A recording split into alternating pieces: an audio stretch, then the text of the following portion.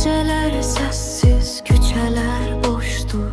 Sənin adın düşür yenə dilimə. Bir xatirə kimi qalmısan məndə.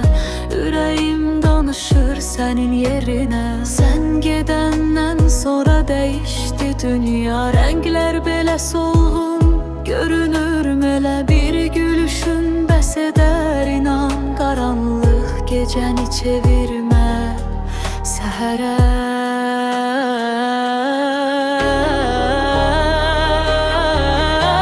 Yenə səni axtarır gözlərim, hər addımda, hər köçədə.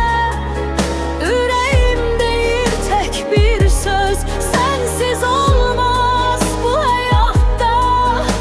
Külək gətirir sənin qoxunu, xatirələr dolaşır gecədə. Kaş ki zaman geri dönəydi, səni itirməzdim yenə də. Yenə səni axtarır gözlərim, hər addımda, hər köçədə. Ürəyim deyir tək bir söz, sənsiz olmaz bu həyatda.